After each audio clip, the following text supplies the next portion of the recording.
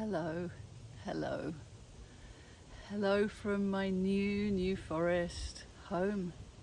This is the pathway that takes me up to the cabin, which has got the Wi-Fi and the electricity and my fridge. And this is what I look at every morning, just like nature, trees.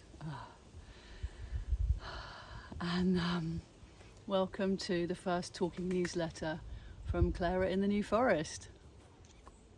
It has been a mighty, mammoth journey of moving and manoeuvring, and much bigger than I thought. It really took its toll on my my everythings, and my dear son helped me also move as well. And it's just taken me a while to feel like acclimatized and ready to tune back in with you and see how you're doing at this time. This is Friday. This is the solstice day. We are leading into the celebrations, the early hours of tomorrow morning. So I wish you a very happy solstice wherever you are.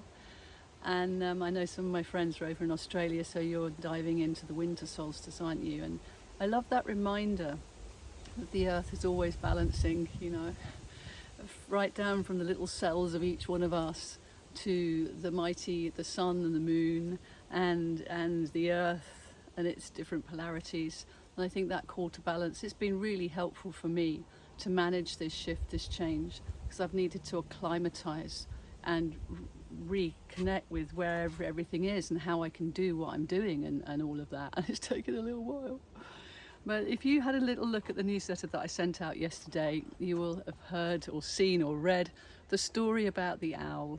And I'm really hoping it comes back, actually. But I was here late night. I'm having the door open the whole time, much as I can, with various citronella candles, you understand. Definitely situated, and I have to cover myself up. But anyway, and I just was rearranging a few things, and I put my drum by my guitar, and I thought, I know, let's just do a little bit of drumming. Let's see what the rhythm's like here in the forest. And I got a really lovely vibe going, and I was doing a few sounds and everything, and then I kind of stopped. You know that when you stop after you've made sound, there's that beautiful time to just absorb what is. And there I heard this twit-twoo, twit-twoo, and I'd heard it in the distance beforehand, but this time, I tell you what, it was coming from right over there, that bush, or was it that? It was in that bush, right? And I thought it was really close. I couldn't see it because it's pitch black out there. And I thought, oh my goodness, if I disturbed the wildlife. But no, it kept twit-twooing, twit-twooing, hoo-hoo. And I kind of felt this overwhelming feeling of, it wasn't fear, it was like deep awe and wonder that that nature was communing with me. This being of the owl was making itself known, communicating me with its sound. And I thanked it. I thanked it for showing up and being with me, and I looked around for it to see where it was. I knew it was dark, of course, wasn't it? But I had some lights on here in my outside kitchen. I was making a cup of tea, and as I sort of glanced around the area here that I'm showing you now, I saw these two sort of reflective dots of amber light just came back in my locked eyes with the owl, and I went, oh, this is magical indeed. And I could have kept going in a way. I wish I had now, but I was very tired, and I thought I kind of want to prepare for this owl medicine. And so I've been away up to Bristol and stuff, to Glastonbury, and I haven't really been settled here enough. I probably will do over this solstice weekend to see if the owl comes back. So anyway, that little story aside, what I have been very aware of is, what does home mean to me? What does home really mean to me?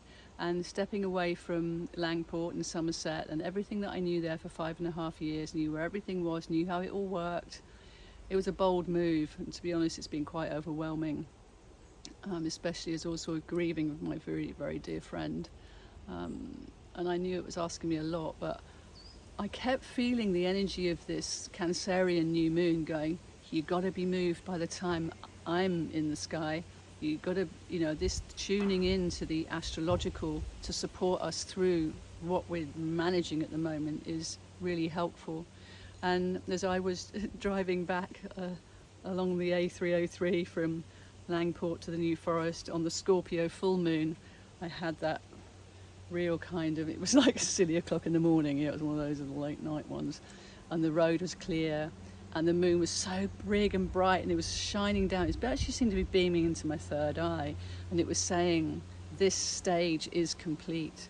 You have completed what was required. And that would have been the full moon that we'd have done the crown clearing on, but clearly wasn't meant to be doing it then. But then I remembered this new moon in Cancer calling me home, calling us home, to really own where home is within us. And then we can be highly maneuverable and still know where home is within us. So this is something that I was researching when I first went HomeFree, 10 years ago now, and it feels like I'm stepping back into that spiral or stepping around the spiral into a similar vibe, but I've got a cabin, so I'm not actually home free. I've got a base from where I can bounce but also heal. So I was thinking, shall I run another clearing? And I kept feeling this, yes, but also visioning. The new moon about planting seeds. It's almost like this time of the year we're tending to the seeds that we've planted before. We're making sure that which we want to really vision into our future, peace, love, tolerance, all the things that are so important for our world to raise its vibe on, and for us to gather together to do this increases how that frequency is then circulated around the world, isn't it? So I'm like, okay, I'll put it out there, I'll see who wants to come.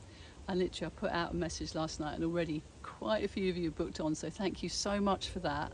You're hearing the call as well, the call of nature, the call to nature, yes, on the earth but also in the heavens, as we honor this new moon, this Cancerian new moon coming in to help us vision in what we want to have on our home, our earth. It's all our home, our earth. It belongs to all of us. We share this big, vast planet called home, and how amazing is it that we have this?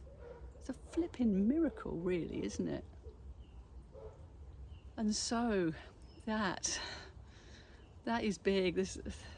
And that's what I want to just share with you now. That when you feel safe in your body, when you feel safe on where you're planted, even if that's not in your physical home, but somewhere where you are, that you can feel that connection to the earth that is your home. You can relax. As you drop the tension out of your body, you know that anything that's ready to leave will travel down your roots into the earth to be transformed, which creates space for you to be able to reclaim and gather up the new energy that is there for you. And I know we always talk about grounding. It's huge. It's really, really important. And that grounding enables us to feel safe in our body, because the earth has always held us. She hasn't let us down yet. It is safe to trust her. It's safe to trust her. It's safe to let gravity help us connect with her. Lovely Qigong move that we do for this. It's the Great Wheel of Qi.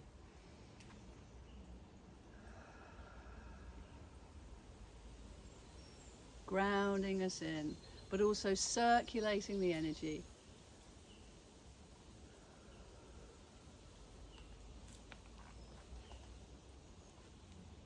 And then bringing the last one in of this set into crossed hands, just on your belly here, into your place of balance, your place of being. See how that feels. Yeah. And when we feel safe in our bodies, our soul can land in our hearts, because our hearts feel safe when they're supported. And our soul inhabits our heart because it is the high frequency place of love and gorgeousness, right? It's like a compass for us to gauge what is right for us and what is not. This discernment factor is really big. And it's also the self-care piece. So if you want to more fully embody your soul, take care of your body, feel safe in that, and then your heart is more able to open and receive more aspects of your divinity that so want to inhabit your beautiful body at this time, so that we can walk, talk, breathe and be the peace, the love that we know to be true in our hearts, and that which connects each and every one of us. Yeah, it's our frequency. So let's gather on Tuesday evening, 7 o'clock, online and on replay, and see if we can clear out any of the fear, guilt, shame around that we've been carrying. Some of you that have been doing these clearings with me for quite some time say, and yet I come round again and there's another level, a layer. I thought I'd cleared it already. Yes, you have. This is ongoing. It's taken me on a right old journey, but I drop back into it because it's part of my practice protocol of self-care. So I'm not carrying around stuff, you know, and if old stuff comes up and I go, woo, let's clear that. We don't have to carry on to anything that is not in alignment with our truth. And we do this together. When we do it together, we really, really superpower up, and we exude and expand that Positivi-Chi into our world, and it encourages our friends to lighten up, our colleagues to lighten up, and even people we don't even know or possibly don't even like very much. We're here to include everybody in the lightening process. So come along, join me, do. I'd love to see you there. And I'll be back again soon with more from the Forest of Green, the New Forest, and my country residence for the summer. So thank you so much for watching and listening and being part of my Chi team, or tribe, should we say, Chi tribe. Yeah, your presence is important. Thank you, and happy solstice.